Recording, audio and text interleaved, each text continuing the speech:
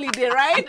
We're still loading. Yes, we are loading. So today on Lifespot, we are talking about the power of addiction. This thing is strong. This thing is heavy. Addiction is not. I don't like people who come and say, you know, I'm addicted. When you're addicted to something, you don't even have the power to say you're addicted to something. And this thing, once someone is addicted, getting out of that addiction, it can be addiction of drugs, it can be pornography, it can be anything. Right. Yeah. And the power really drains it. It puts you're in this, and you feel like this is the only savior. Without this addiction, I cannot do anything. And it affects a lot of especially youth, because they feel, okay, now this is the only person that listens to me, this is the only person that understands me, this is the only, it's not even they frame it to be as a person. And I've seen a few people go through addiction, especially weed. That thing is messed up. So guys, what do you think about the power of addiction? Addiction is a disease. Yeah. Yeah. If we take it from that standpoint and not castigate the person who's addicted, and also not being an enabler, that's a good standpoint. Because most of the time we castigate the person who's in the addiction, but when you realize that it's a disease, and you realize that you also have a role to play in helping them overcome this and not enabling it, that's a good starting point from my perspective. Yeah, absolutely. And you know, Jackie, you said something so important, is that many times we think of just addictions as drugs, but let's get real. There's huge addictions that people are suffering with, and let's just start with one of the big ones, which is betting in Kenya, which is a serious addiction. I mean, there are men who don't do anything else. As you said, they wake up in the morning to go on a betting site, and they spend their money, they spend their children's school fees money.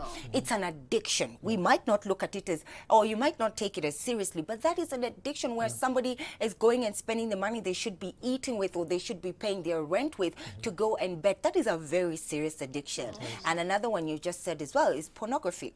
And these days, because of the fact that everybody is able to access these things online, you find even young kids who have phones and the likes, there's stuff that they see which they really shouldn't be seeing, and a lot of people are addicted to them. And we know, because I know somebody who, for example, has even written into us here about some of those kind of addictions. It really is a thing that we need to get a grasp on, and it has something to do with also who we emulate and who we follow.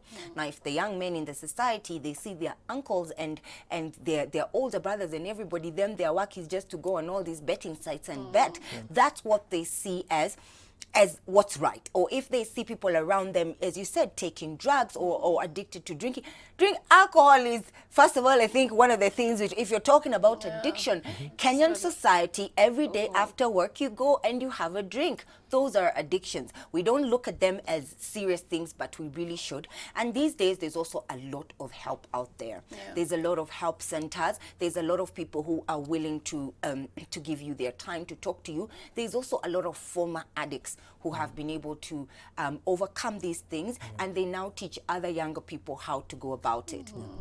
Yeah, you know, and then also, addiction is really breaking a lot of marriages, because you find a man goes drinks, and this is the thing I've never letting out, because today we have a man around this table. Boy child. You need to explain to us. I don't understand why men always say, oh, you know, the beer is the one that understands me. This drink is the one that understands me. I have stress. When you have stress, it is beer that understands you. When you're hungry, it is beer that understands you. When you're thirsty, it's beer that understands you. Kindly try and explain to us, because us as women, we do not understand, and this thing really affects a lot of marriages, a lot of actually relationship for young girls. And then now also another thing, young girls have this addiction of cutting themselves when they're angry. Like they cut. They do. I don't know where that thing came from. When you're angry, you're cutting yourself. Come on, guys. Why would you cut yourself? People do. They may fear. I love myself. People do. People do. And we get DMs and pictures of a lady cutting herself because that's the only way she can direct her anger to. It's sad to say that addiction cuts across gender. It doesn't matter if you're male, doesn't matter if you're female. It affects marriages, it's broken homes. Addiction is just bad. It's bad, it's nasty. If you, like I said from the get-go, if you approach it from the perspective that it's a disease and you take it from there, and they also, you can find that there's also support groups that can help you overcome it, counselors, the church, you know, family members who actually understand and can relate to what you're going through.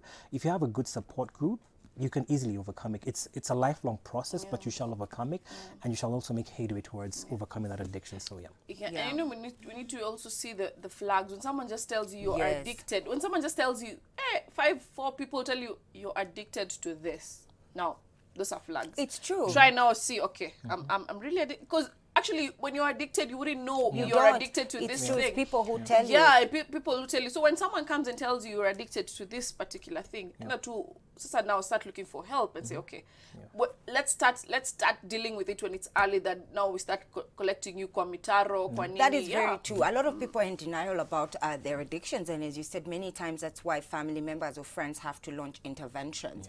But as Jackie just said, if 1 or 2 people have told you, hey, this thing or whatever it is, you know, it's too much of, start to think about why would they say that 2 or 3 people can't come together, and it's not like, you know, they're just ganging up on you. No, think about where that could have come from, or why the reason behind what somebody could have just said. We do have some great feedback, though. Do remember we are on the SMS 22999 as well as on Facebook and Instagram. One here says, Martha Damacline says, reading addiction is in the mind and staying focused on the goal. That's the way to stop whatever you're addicted to. That's very true. It's very much, I think, a mind over matter thing. If you have an addiction, you have to decide from inside that you want to first stop. Even if anyone tells you anything, if you don't have it in mind, it's likely that, you know, you wouldn't stop.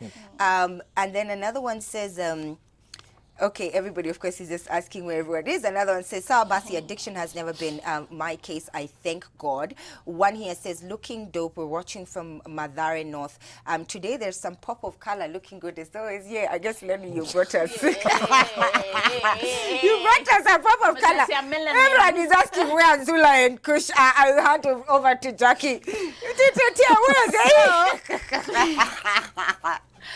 So, Nzula is still she's going to come. She's going to come and explain where she's. Kush on the other, nilimtuma maziwa ya chai na hajafika. Anyway, guys, but we still have to bring for you tea.